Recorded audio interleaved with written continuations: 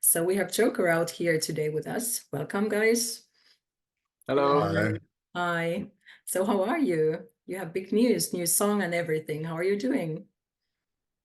We are doing well, actually. We are currently in London, where we are preparing music for the next album. It's going to be our third studio album, and for the last few days we've been a little sick collectively, so we were a bit run down. But at least when we are run down together, so it works out okay. But yeah, we are very, very excited. Our new song is out. People are feeling it the way that we wanted them to feel it, so we're happy. Well, that's good to hear. And sorry about the not feeling so well. You have a bit more than a week to get healthy, I guess. So those vitamin shots and ginger or other things. That's right. So about the new single and video, Everybody's Waiting. Congratulations, by the way. It is a great song and love it. It's really great. So how has it been now after a few days after the release? How do you think it has been received and how do you feel about it? It seems very personal. It is very personal, but as far as we've been able to see from social media, people have really found themselves in the song as protagonists of the story. I do believe that the story applies to every single person in this world, at least for one moment in life. We see that it sparks a lot of creativity in people. They are singing, drawing, doing all different kinds of art, inspired by the song. So I was just thinking yesterday that like it's the highest form of gratitude shown, people doing art because it was inspired by something that you did. So I think at this point we couldn't be more proud of what we did. And you should be. It is a great song, and I also feel that the response has been very positive. And yeah, I think it's weirdly very relatable, even if the worlds obviously are, miles apart and everything. But I guess there are points where everybody can relate somehow. Yes. Yeah. And Bojan, you actually directed the video also. That is something new for you, if I understood correctly. How was that as an experience, being a director? Yeah, so while we are here in London, there was a big debate and the problem how we are going to record this video because we do not have a lot of time because we're preparing the new album. So we tried a couple of ideas and some ideas from other directors, but they were all very complex and they would take so much time. So in the end, I just kind of had this idea for the music video and told it to everyone, and it seemed very doable and applicable to the song. So it took us one day of filming. We went back to Slovenia, and we shot it all, of course, with the help of Mark, who is our video guy, who does all of our video stuff. Without him, I'd be toast completely. So yeah. Well, I think you did great, and I have to say that the actor in the video, if you have a chance, say hi from us. I think he was absolutely amazing. He did a great job. I don't actually know who he was, but he was amazing. We will tell him. He's a young actor from Slovenia, young Gerald Korenc, and he'll be very happy. Okay, well, please do tell him. And I was wondering, what does he or the character represented in the video?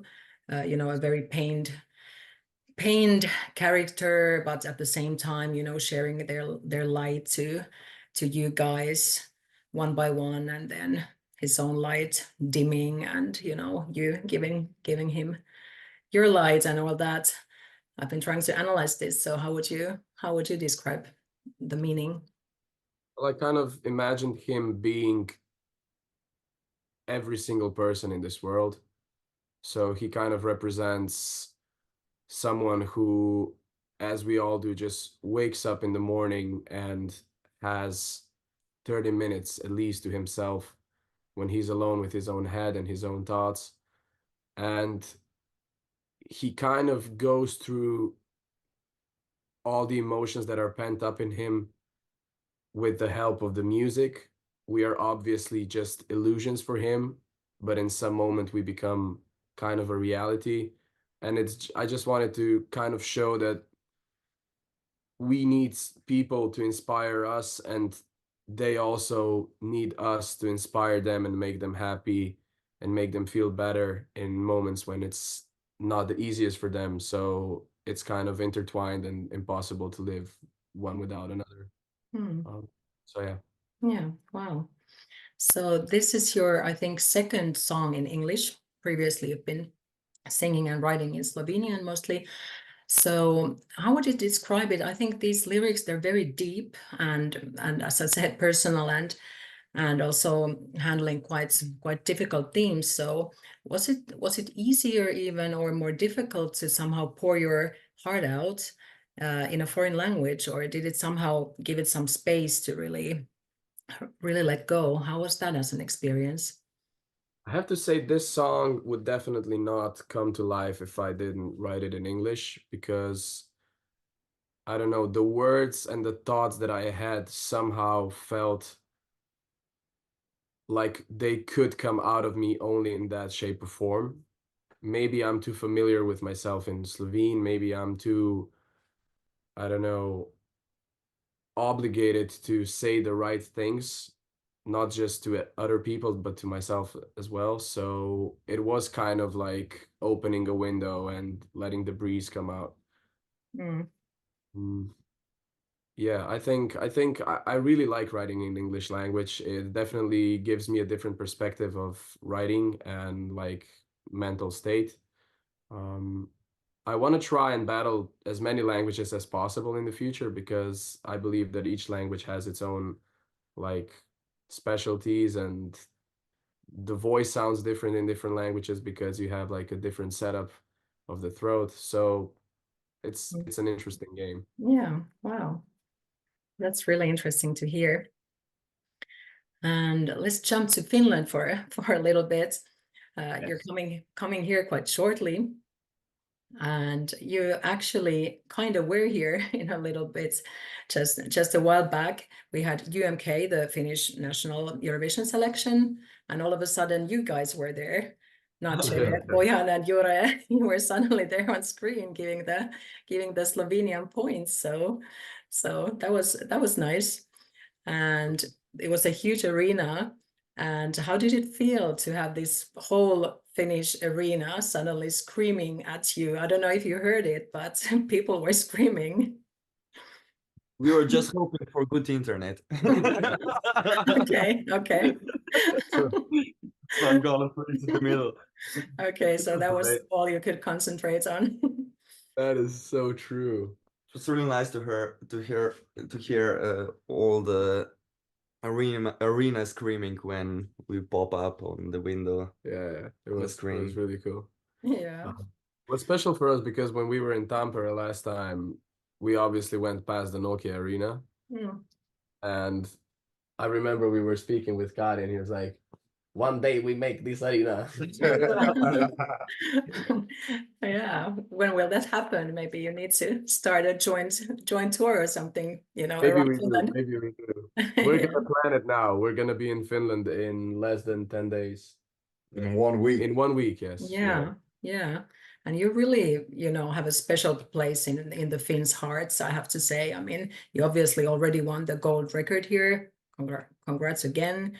Great streaming numbers, sold out gigs and everything. So I have to say that how surprising is this sudden weird connection to this far out Nordic country? Did you ever expect this to happen, that somehow things would go to this direction? I wouldn't say we ever expected Finland to be such a close country to us, but in some ways it makes a lot of sense, I believe, because the last time when we were in Finland, we really felt like Finns and Slovenes have lots of things in common, like as characters, as people. So we did feel at home, like truly. It was very cozy for us. The second thing is, for some reason, a lot of Finnish music has already been like the staple of pop music in Slovenia since we were children. Yeah. like bands like Sunrise Avenue and stuff like that. Him. Mm. Who like that was and still is huge in Slovenia, whereas like it may not be the case in other parts of Europe, and we didn't even know. We thought like Sunrise Avenue was huge everywhere in the world. Okay. Wow. Yeah, in Slovenia it's like everyone knows Bye Bye Who they Hollywood are, Kids Forever and stuff like that. We do have a connection there. for Yeah. sure. Yeah.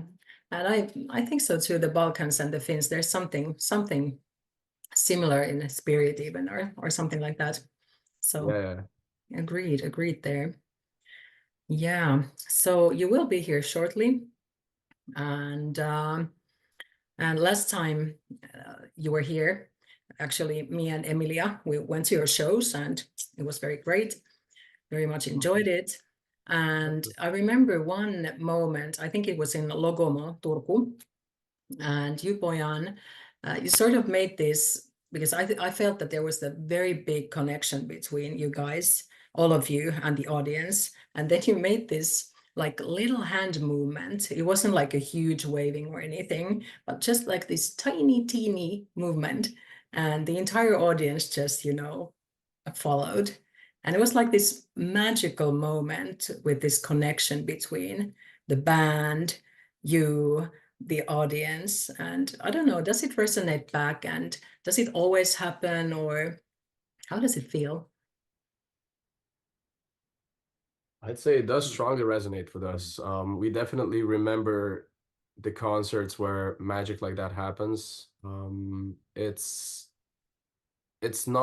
It definitely doesn't happen always. That's for sure. And we do have those gigs and that tour in general in such good memory. And I don't know, sometimes like things just happen.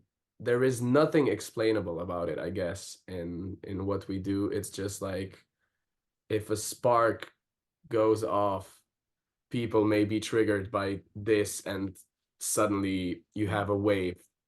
Maybe there could be a concert where I could start doing this and no one would give it. So it's like, yeah, it's Wow. magic. Yeah, it was really great to witness it because I felt it. Yeah. Incredible.